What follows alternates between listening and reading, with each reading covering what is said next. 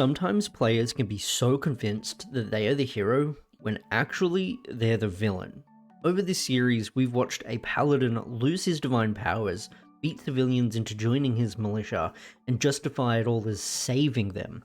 In this finale, he orders those same terrified villagers to burn their only food supply, march into a monster-infested cornfield to fight for their lives, and then at the final battle, he does something that left everyone at the table baffled. This is how the Paladin DM Saga ends. DM hasn't been talking to anyone for the last 3 days. He shows up and coldly starts the session without really talking to anyone. We arrive at the edge of the blood corn and Paladin starts burning it. He orders the others to follow suit. The town's reluctant. This is their main food source, but he doesn't care, and columns of black wave high into the cold sky. Soon, they're accompanied by screams. We hear a wailing from deep in the fields, but we push deeper. Corn parts and a horde of burning, shrieking scarecrows and dark shadows flood across the open plain. We meet them and it devolves into a slaughter. Militia get ripped apart by scarecrows, but take some with them. Most militia that run get dragged away by the shadows, causing more to arise. We focus on what we can, using the flames to keep the shadows at bay. By the end, the snowy fields are soaked in blood, and none of the villagers remain, having either ran or been slain. Most of us are in bad shape too, so we short rest and watch the corn burn. Ranger and I are pissed about the dead villagers. We came to save lives, and now half the town is dead. Druid argues we'd be dead without them. Paladin says they died heroes and none are left, so there's no point arguing. DM weighs in that with fewer people, we'd have fought fewer shadows. Paladin asks if he'd always planned on including the shadows, and DM says yes. Paladin says the fight was too high CR-wise for a level 4 party, down its Paladin without the militia. When DM doesn't respond, he lets the moment pass. If you're enjoying these horror stories, please leave a like, comment, and subscribe. I appreciate all your support. After the rest, we push into the gloom. Follow the burning corn, wary of more enemies, but none come. Eventually we come across a forest made of living shadow. It seems to devour warmth, light, and colour. Paladin asks if he redeemed himself by conquering the town and militarizing it, but DM tells him he's still just a knight unless he wants to respec into fighter. We forge deeper into the woods and are assaulted by shades and shadows. We fend them off, but Paladin has a really hard time with it, nearly dying twice if not for Druid. Eventually, we reach the center.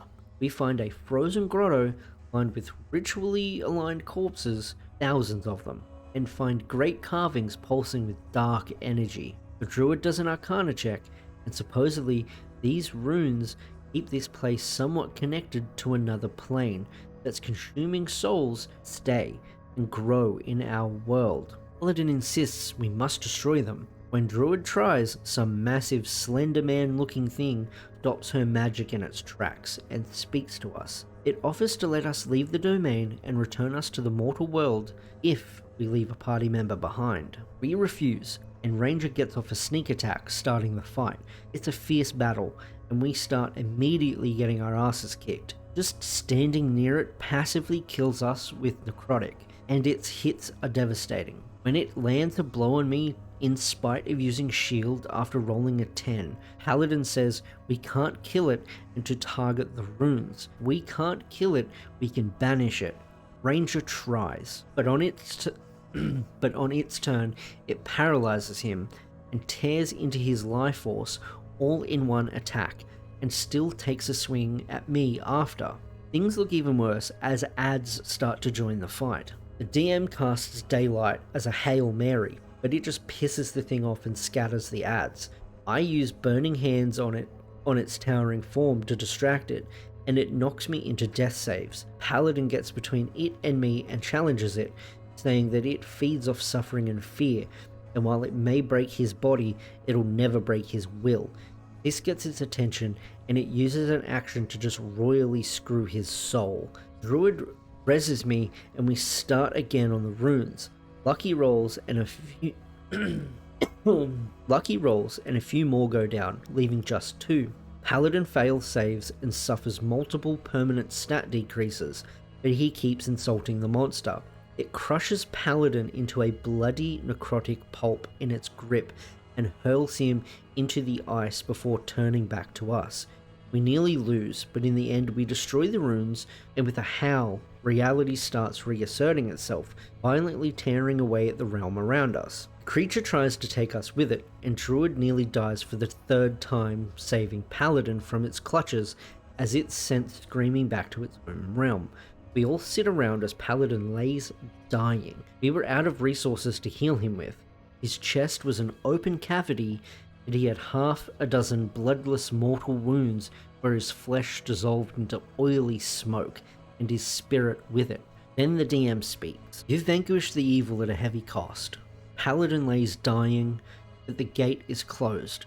Do you have any final words for the party, or a prayer of forgiveness for the gods? Paladin refused to beg, and his last words were of the valor we'd shown in facing the monster during his final moments. He congratulated us and said if fate willed he'd meet us in Elysium, then he perished. We returned to the town to find it gone.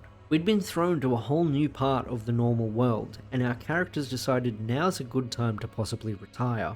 DM says after the session that if Paladin had asked for mercy, he'd have spared him. Paladin insists he wouldn't have died if DM used reasonable CR in his encounters. Back and forth got kind of heated, and it was decided a new DM should be selected as they didn't get along well in this dynamic. I won't be covering our future campaigns, but hopefully you enjoyed the short stories. I'm always open to comments. So the Paladin died saving the party, and yeah, on paper, that's heroic, but here's the thing. The Paladin had an out. He was just being stubborn. I don't think he had a leg to stand on when it comes to CR of the encounters because of the 50-room marathon that he cooked up when he was the DM. And yes, I know he was playing as a conquest paladin, but I'm sure that doesn't mean murder everyone or get them murdered.